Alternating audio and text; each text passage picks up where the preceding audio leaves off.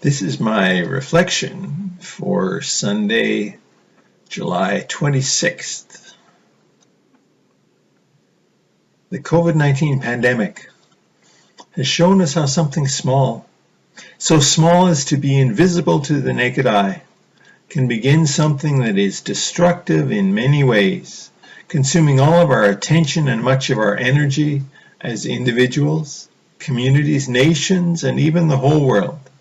It's astonishing, and it's been world-changing. And to use a very overused word recently, it's unprecedented for the current generations. It's teaching us a lot about ourselves, our interests, our overriding concerns, and our ideas about caring for each other, friends and strangers. Hopefully some of the lessons stick. The parables in today's lectionary gospel passage offer a counter-narrative to this destructive scenario. A couple of them speak to some of the same situations where something small and seemingly insignificant can become amazingly large, having an effect far greater than its initial size would suggest. The other parables all talk of choosing the best of what is found to make a difference in life. Jesus is on a roll in this passage, 5 parables in just a few verses. They are mini parables really, just 1 or 2 verses for each one. Matthew, the gospel writer, has strung these together in short order, whether or not Jesus actually spoke them so closely together in a single discourse. The parable of the mustard seed is well known in church circles. It's been used a lot to illustrate different aspects of life, how small decisions can have a big impact, how seemingly small acts can grow into hugely meaningful movements, how tiny problems can become major issues if they are left to fester and grow. The parable, as are most of Jesus' parables, is really about the realm of God. In this case, it's about how small and faithful actions in the present will eventually foster the coming of the realm in the future, a realm that is life-giving for many and a blessing to all. It's eschatological. That's a good theological word that means it's about the fulfillment of God's vision in the fullness of time. One of the interesting things about this parable is that it presents a new purpose for the humble mustard seed. Now, mustard is almost a weed, grown for its culinary purposes by only a few farmers, and a troublesome invasive plant that most crop growers try to eradicate. Much more often in the Bible, it is the lofty cedar tree which gets the nod as the image of God's power and vision. Here the message is that God can use even lowly things such as mustard to further the work of building the realm of God here among us. We cannot be the ones to judge who is and who is not fit for doing the work of the kingdom. We could get it very wrong. It's clear that there are many paths to take in doing this work, and we are not likely to be on the only one. The parable about the yeast is another interesting one. It tells of a woman who puts yeast into a huge amount of flour, enough to feed perhaps 100 people, and the yeast makes the whole batch ready for baking bread. A better translation from the original Greek text is that the woman actually hides the yeast in the flour. Now, why would she do that? Again, it's a reversal from expectations. Yeast was not always an easy thing to handle in those times. It didn't come in handy little small packets like today. Too often it would become a mess of spoiled material that was fit for nothing, not even feeding to livestock. If the woman was a baker, she would not want anyone to know that she had a batch of yeast that had gone bad like that. So, interrupted in her bread-making preparations, she would literally hide that batch of yeast in the flour until she could remove it and start over. So not only is this yeast able to transform an exaggeratedly huge amount of flour, it was unfit yeast to start with. Again, it's the seemingly useless item that would become the embryo for the growing realm of God in the world, a realm that will exceed all expectations in its size and potency. So these two parables teach us that our own conceptions of the realm of God are insufficient to capture all of its complexity and its genesis.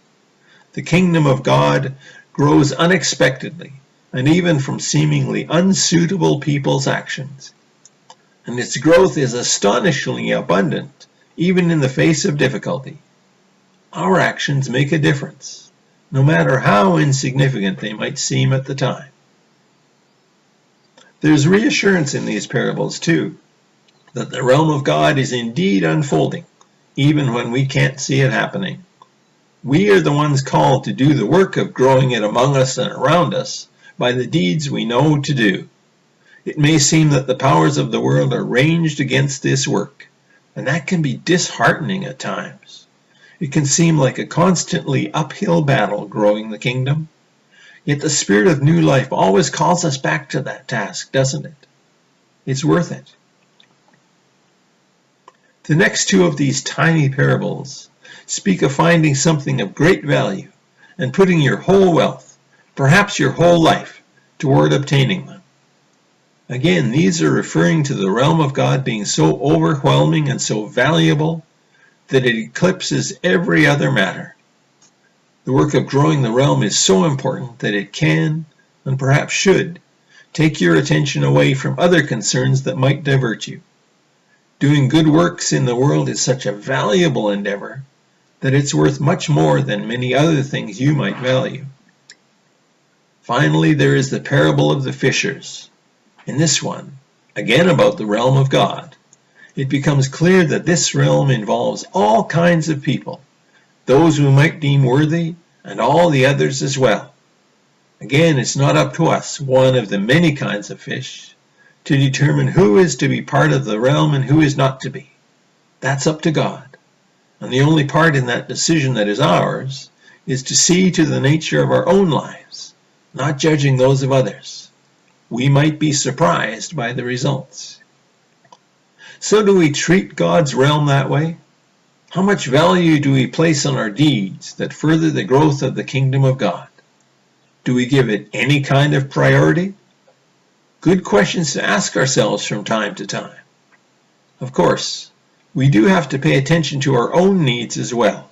We can't abandon ourselves entirely to the needs of others. That's a recipe for disaster.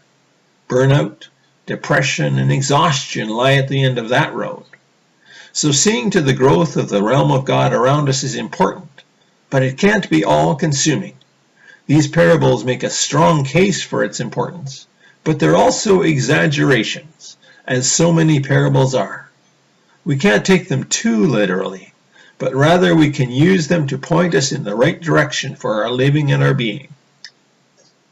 It's worth noticing the wide range of socioeconomic settings for these parables.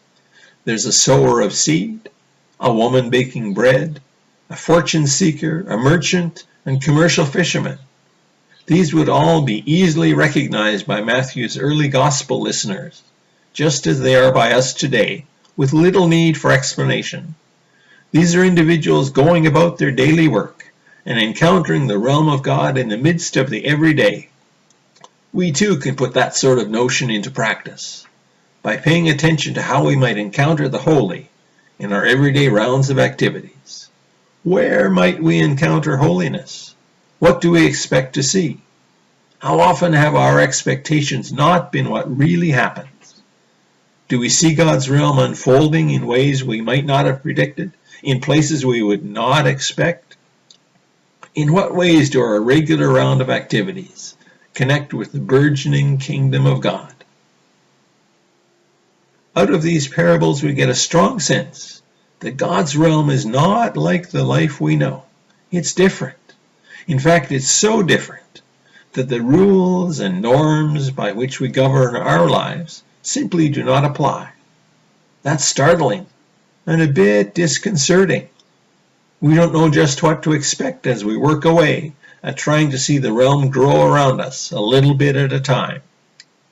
What does it really feel like to live that way? How do we relate to this novel way of being? Perhaps the best we can do is to just know that our deeds matter, and that it's in these little ways that things happen to further the cause of molding the world toward God's vision, so different from ours. We know how to do that, and that's enough. Amen.